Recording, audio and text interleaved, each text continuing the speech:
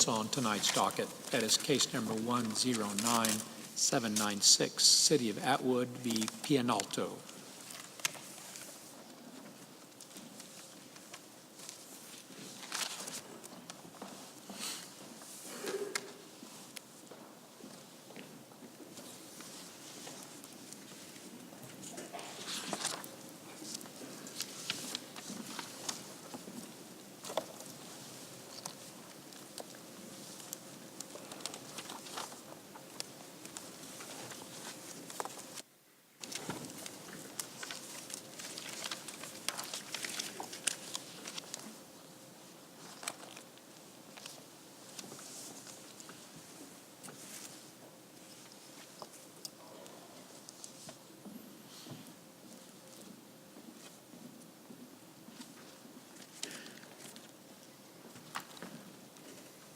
Mr. Chief Justice,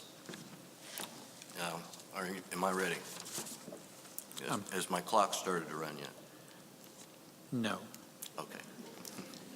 Daniel C. Walter, Norton, Kansas, appearing on behalf of the appellant Richard Pianalto, who is also the petitioner for review. I would like to reserve 1 minute if I could, and I'd like a minute warning if that's possible. I will try to do that with my manual clock, Counsel. Okay, thank you, Your Honor. Counsel, I didn't know what your plan was, but for the benefit of our audience, would you mind spending perhaps 30 to 60 seconds on the facts of this case? I thought perhaps you might want that, Your Honor, and I'm prepared to do that.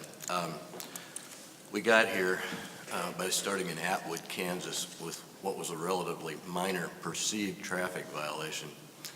Atwood, Kansas is about, I would say, 40, 50 miles from the Colorado border and probably 10 or 20 miles from the Nebraska border.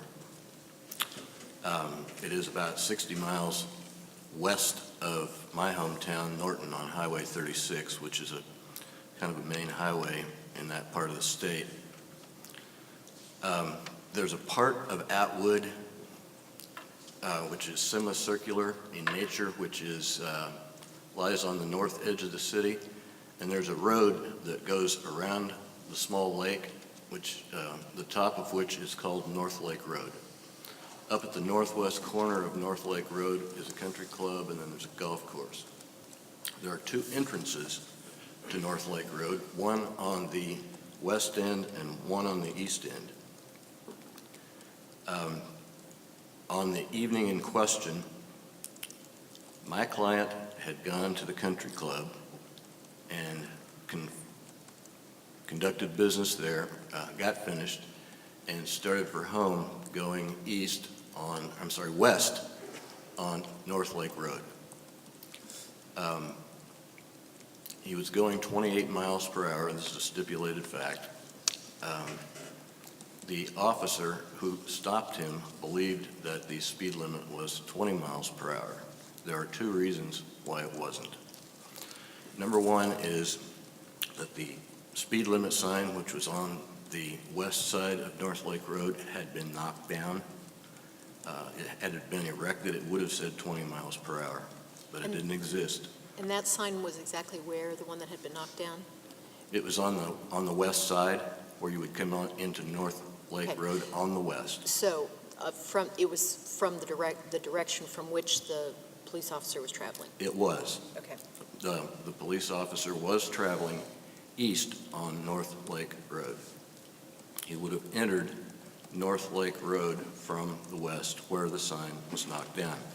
The interesting thing about this is that there was another officer at the scene who arrived at virtually the same time. I wanted to make sure I was right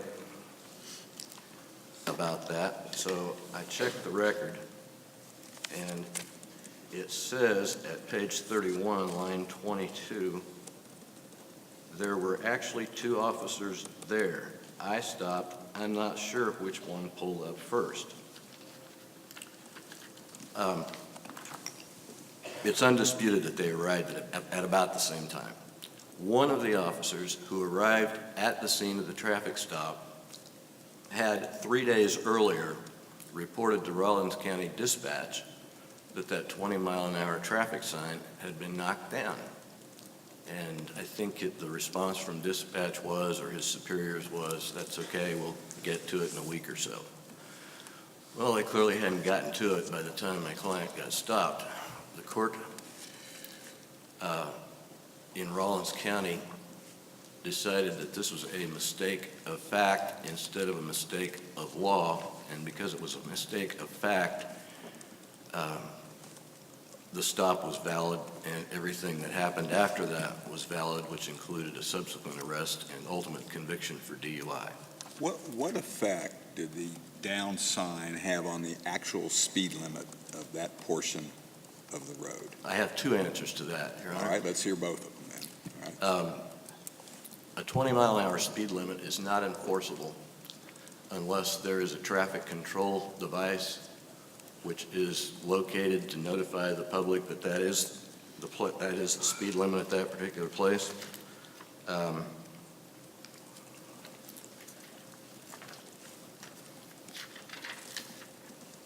And your authority for that is what?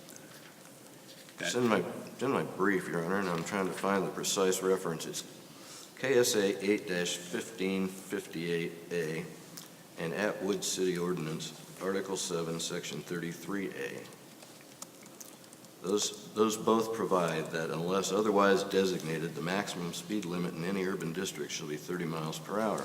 So the fact that the sign is knocked over, as soon as that sign is knocked over, 5 minutes a day, in this instance 2.5 days later, that effectively alters, that changes the designation of the speed limit? It does, Your Honor. And there's another reason why the stop was not valid. At KSA 8-1560C and 8-2002C, speed limit regulations are not effective unless official traffic control devices provide notice of the designated maximum speed limit. So there are two statutory reasons why this stop wasn't proper, and therefore nothing that happened after that was admissible under the exclusionary rule. This court asked us to file supplemental briefs a couple of weeks ago because of a brand new U.S. Supreme Court decision, Hyam versus North Carolina, I believe. We've gotten all balled up in this case trying to figure out whether we had a question of law or whether we had a question of fact. And frankly, I couldn't really tell, but I knew what I had to argue, and that was that it was a question of law. Unfortunately, nobody has agreed with me to this point.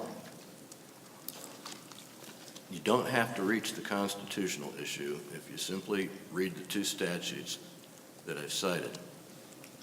If you want to decide it on a constitutional issue, then we can look at the Hyam case. And the Hyam case from the highest court in this land says that it no longer matters whether it's a mistake of fact or a mistake of law. The sole question is, was it reasonable? We think it was not reasonable. The sign was down. It was first reported by Officer Fisher of the Atwood Police Department on December 30th, 2012. I believe it was 2012. New Year's Day was when the traffic stop actually happened in the early hours of the morning. Was when the alleged speeding violation occurred. Officer Fisher's report of the sign being down was told that it would be a while before they got it back up. And he was at the scene. The officer who made the report was at the scene at virtually the same time as the officer who made the actual stop and ultimate arrest. But isn't it the reasonableness of, sorry. Justice Barnes? Go ahead. But isn't that the critical point, that it's the initiating officer's understanding of the circumstances that gets us to being whether it's reasonably objective or not as to what they thought the law was, which is then why he turns on his red light and initiates the stop. And if that part's good, then I think Hine tells us that the Fourth Amendment search is good. I don't think that stop was good, Your Honor, because there has to be a traffic control device. The officer who made the arrest drove past the area where the sign had been knocked down. He had his own knowledge, or he should have had his own knowledge. Let's not confuse the two concepts of had knowledge or should have had knowledge. We agree he didn't have knowledge, he didn't know the sign was down, right? I don't think the record supports that, Your Honor. Where would the record say that the officer who initiated the stop knew that the sign was down? There's nothing in the record that says either way, Your Honor. Okay, so the fact's not established that the officer knew. So the should have known part comes from they should have noticed it was down. It's his job to enforce traffic laws in the city of Atwood. He should, number one, know the condition of the traffic control devices that he's supposed to be applying in order to make traffic stops. And secondly, he should have the knowledge that if a traffic control device is not there, that the speed limit isn't enforceable. On the other hand, there is another theory that you can apply to this case, and that is that if the traffic control device wasn't there, it's not that there wasn't a speed limit, but it would revert to 30 miles an hour, which is the default speed limit when it's not otherwise marked. So he drove past where the sign was knocked down. But- We but don't know counsel- if he knew it. We Excuse- know he should have known it if he didn't, because he's in charge of enforcing the thing that it says on that sign. And the same officer who reported the sign down arrives at virtually the same time and doesn't ever say, hey, wait a minute, that sign's down. I don't think this is a good stop. We should let this guy go. Explain to me why the second officer is even important. I mean, in my mind, we've initiated a stop. Once we've got that stop, it's pretty clear that the driver is under the influence. And so, that's what we're trying to get to. I don't understand why this second arriving officer brings anything relevant to the analysis. I don't think the conclusion that we had a drunk driver was reached that quickly. He went through a series of field sobriety tests before it could be determined that he was not, in fact, at least in the opinion of the officer, operating the vehicle legally. The reason that the arrival of the second officer is important is because now, after Heimel, what we do is just apply a standard of reasonableness, whether the mistake is one of law or whether it's one of fact.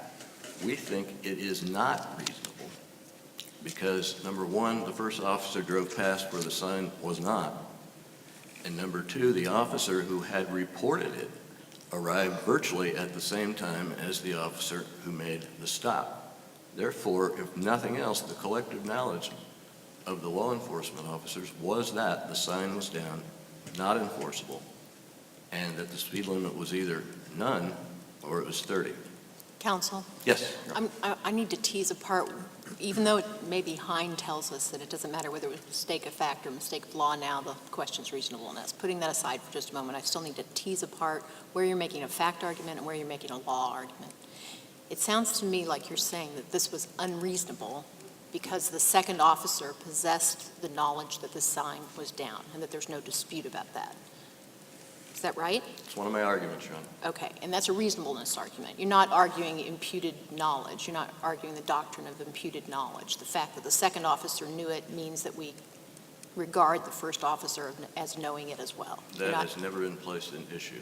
Okay. It's the arrival Right. and concrete knowledge of the officer who arrives virtually at the same time and who knows. And the other thing that I'm confused by in your argument is that you said that there's no record to support that the first officer, the one who initiated the stop, knew definitely or did not know definitely that the sign was down. You said he should have known because he passed where the sign was. That sounds to me like you're asking us to reweigh facts, which we won't do in the ordinary course. The appellate court doesn't reweigh facts. And I thought there was a finding by the trial court that indicated that officer was unaware the sign was down. This originated as a motion to suppress. And we took considerable testimony at a motion to suppress, at which it was the city's burden to prove that the stop was within the limits of the law. They did not do that. We then added some stipulated facts to it, and one of the stipulated facts was that all the evidence we took at the motion to suppress was going to be part of the stipulated facts.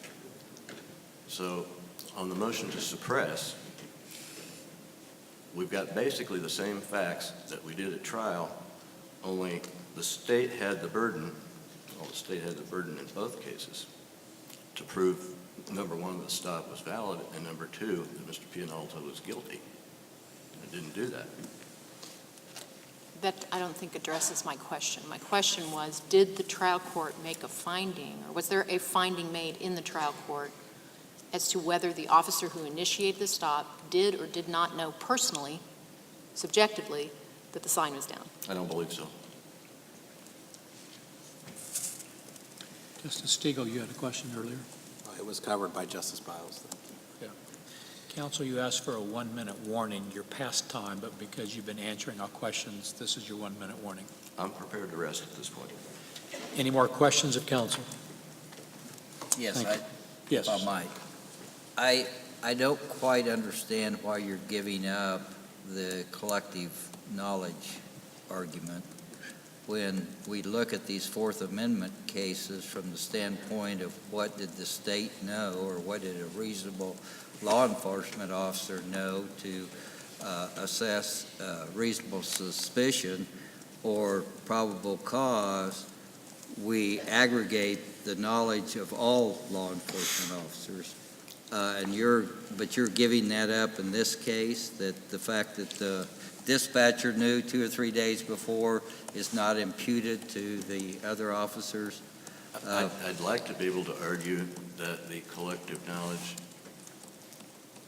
is part of the sphere of argument that I'm making, but I make it a point to read cases every Friday that are handed down, and one of the criticisms is that although this issue may have been discussed, there was no authority cited. The issue has been discussed in the course of this case proceeding, and I believe that the collective knowledge of law enforcement should be relevant, but I'm not sure that we have sufficiently cited authority for that position. Okay, thank you. Any more questions? Thank you, counsel.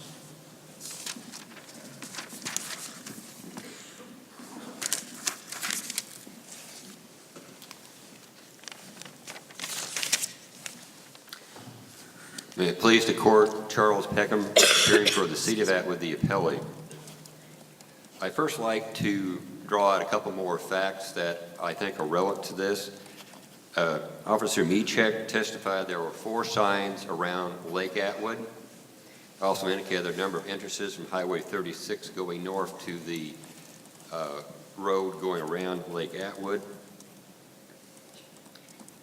And Officer Michek did testify, that he had observed a vehicle shortly after midnight on January 1st when it's dark, operating at a speed of 28 miles an hour. At that time, he wouldn't have known whether the vehicle had gone around the road, had been coming from the country club, or from one of the entrances off 36. What he did know was that he had observed a vehicle that was exceeding the speed limit, which was 20 miles an hour and had been ever since he was a child. Answer the first question I asked was what effect the down sign had on the speed limit. What's your answer to that? Your Honor, I'm not sure it had any effect on the speed limit. First of all, there were still 3 other signs around Lake Atwood. 2, if you go to City Ordinance 818, Section 12, B, the last sentence, it indicates that whenever a particular section does not state that official traffic control devices are required, they're effective even though no such devices are erected in place.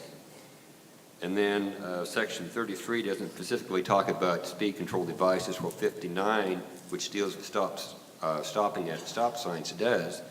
And then you get a whole bunch of different sections in the state statutes concerning this.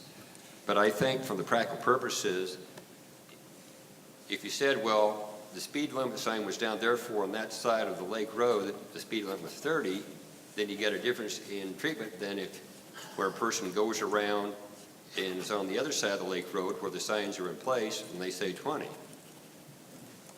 And this is not an intersection where having a stop sign or not having a stop sign can make a big difference, and where if you stop sign, you have to come to a complete dead stop. You know, this is, Well, there could be different portions of one road where speed limit is reduced because of conditions of the road or a sudden turn or something like that. Isn't that right? I mean, you could change for a short distance or a certain distance the speed limit because of all kinds of reasons, couldn't you? that is correct, Your Honor. I mean, a lot of times where there's narrow or where there's a lot of traffic, highways or street limits, they do in fact reduce the speed limit.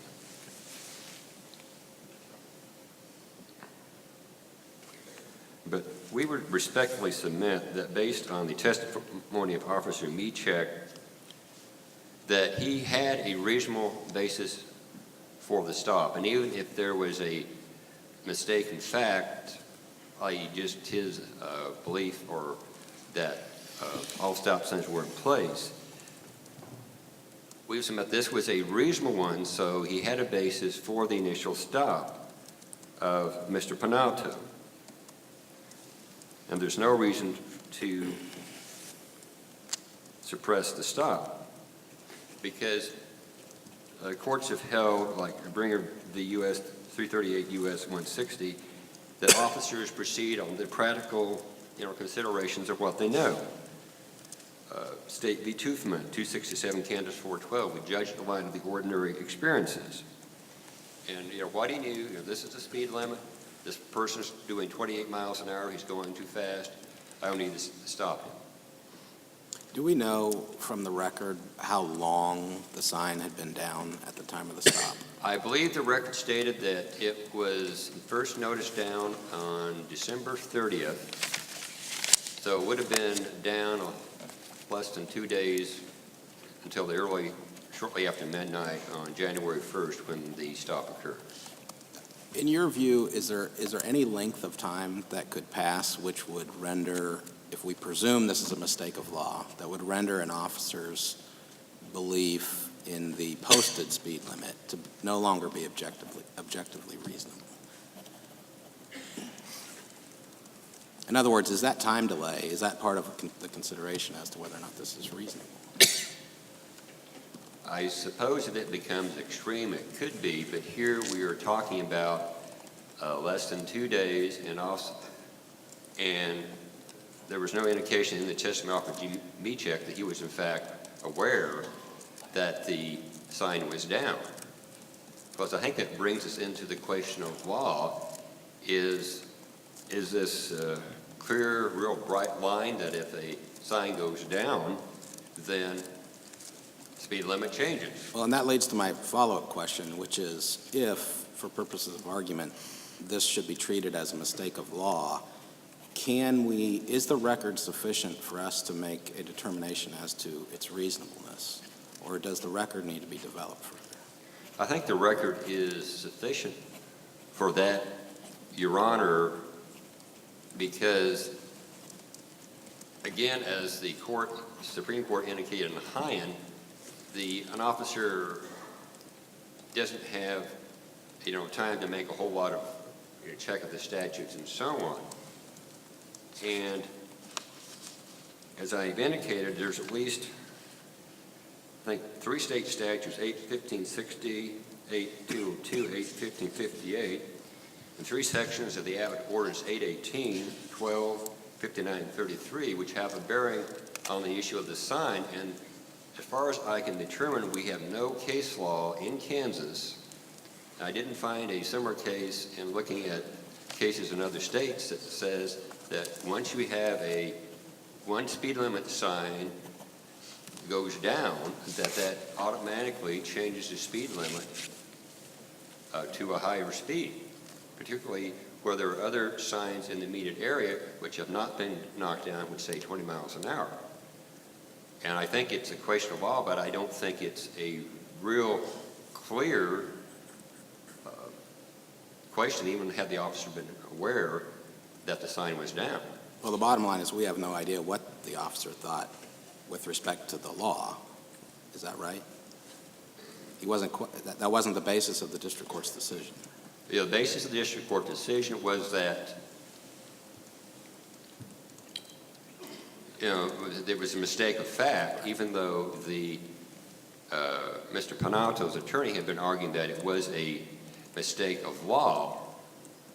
However, the officer was questioned about the impact of the sign. If the sign hadn't been there, what the speed limit was, which would have been 30 miles an hour if there had been no speed signs around Lake Atwood.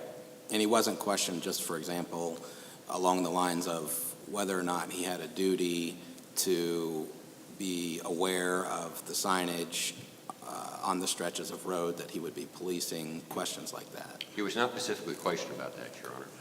And what does the record tell us, counsel? Do you agree with your opponent that it doesn't tell us whether he subjectively did or did not know the sign was down? I believe the record reflected he did not know the sign was down. Okay.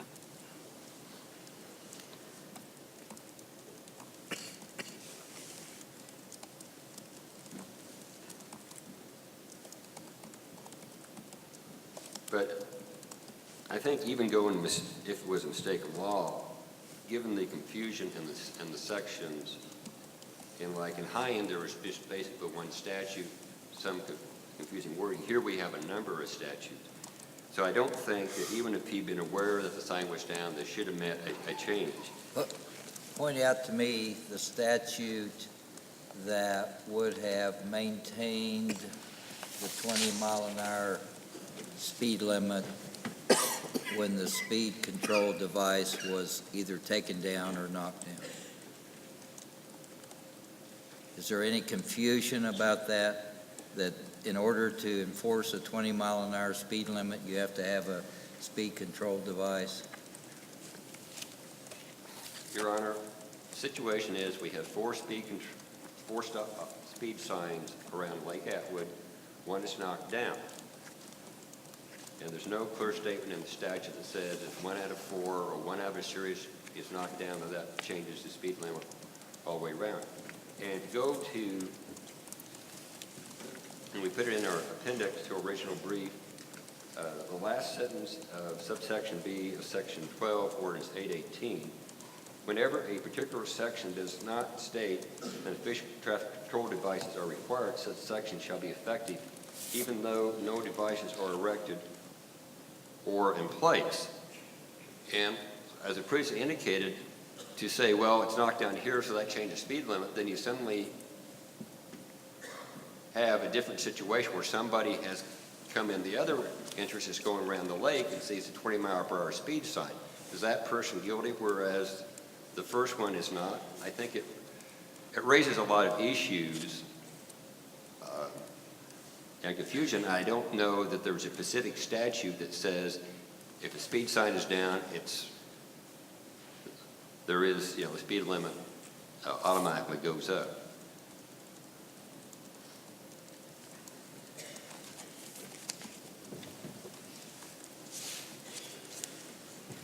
And I would note that since Hyan, there's been a couple of reported cases, 340 Pacific 2nd, 426 State v. Marino.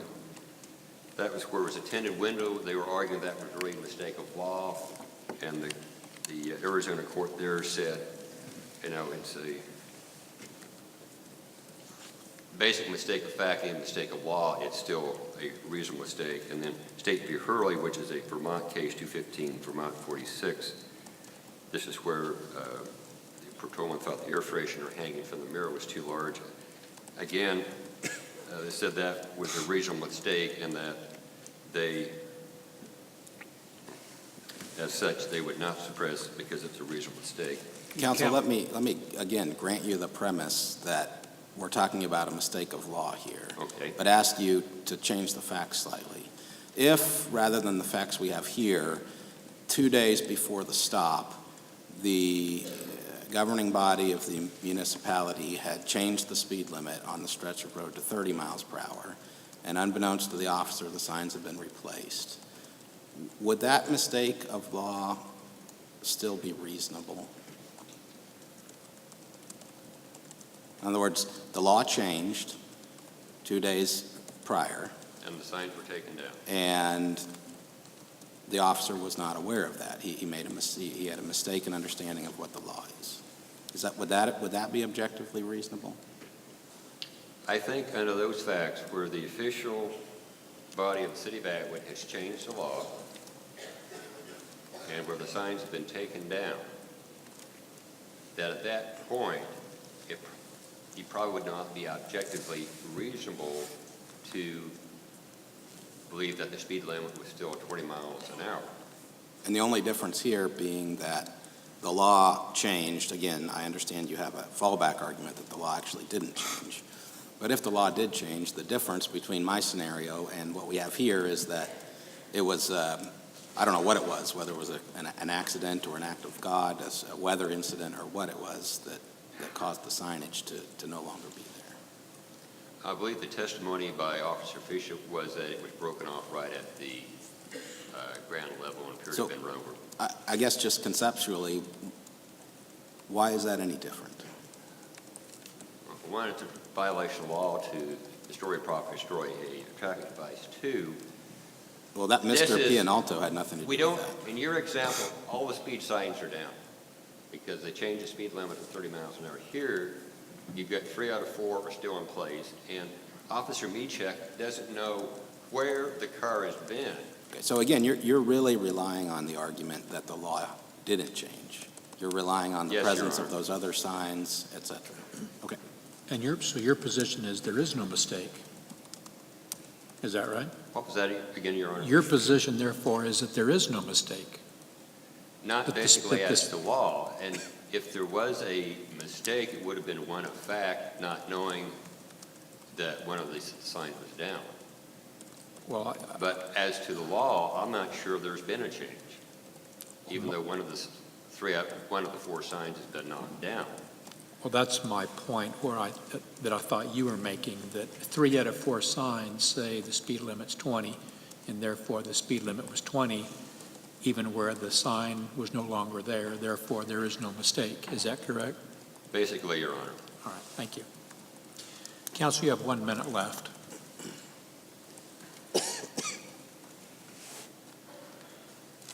Basically, Your Honor, we would just ask that the court uphold the district court and the Court of Appeals in this matter.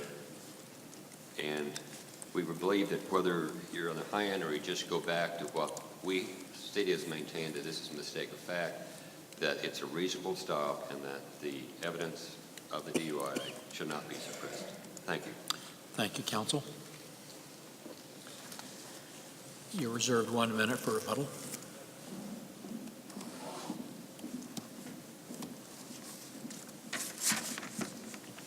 I really hadn't intended to say anything, but I can't resist after sitting down and looking at the record again. This got here because we tried it on stipulated facts because a motion to suppress was denied. We did not have the burden to prove anything at the motion to suppress. The prosecution had the burden to prove, as we now know from Heim, that the stop was reasonable. Heim changed all the rules, I think. And so I'm going to do something I've never done before. I'm going to correct myself as part of my argument and not concede the collective knowledge issue, because I think Heim changed all the rules, and that didn't happen until within the last 30 days. I did look at the record while Mr. Peckham was announcing his version of what he believed it showed or did not show. I don't see anything in the transcript of the proceedings on the motion to suppress that says that Officer Michek did not know that was down. I think the most he says is he had no idea.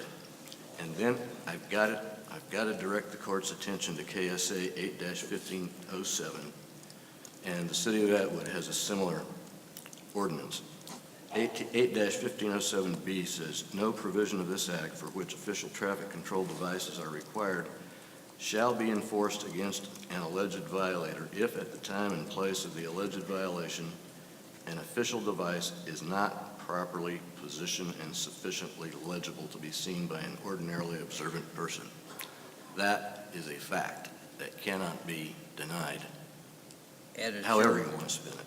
And it's your argument that the other three signs don't fit into that latter part, that it would have been observable? The other three signs have nothing to do with it. Where Why not? are they? Are they between the country club and where he got stopped? Any of those signs? No, I don't think they are. I don't think the record reveals that either. Counsel, we're here primarily because your client was convicted of DUI, correct? Yes, sir. It wasn't, I don't recall whether he was convicted of the traffic infraction, but that's not really why we're here, right? No, we're here because of the DUI. And so let me take you back, if I could, briefly to something you said earlier, that you made the statement that this court would not need to reach the constitutional question. We could decide it just on statutory grounds. Yes, sir. And that confused me a little bit. Can you help elucidate what you mean by that? It's KSA 8-1507, the text of which And is related to the court. And however, that would not invalidate a stop. That might lead to a DUI conviction if the stop was grounded in reasonable suspicion, correct? The officer had to have reasonable suspicion Correct. that So, a crime or traffic infraction had been committed. but aren't we right back in Fourth Amendment land?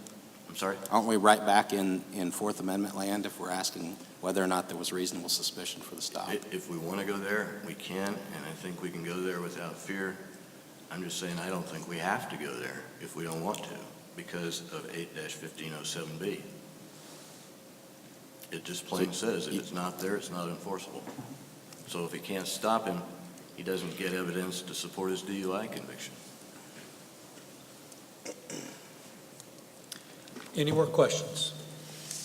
I see none. Thank you, counsel. Thank you very much. I thank you both for your arguments tonight. Court will take this matter under advisement.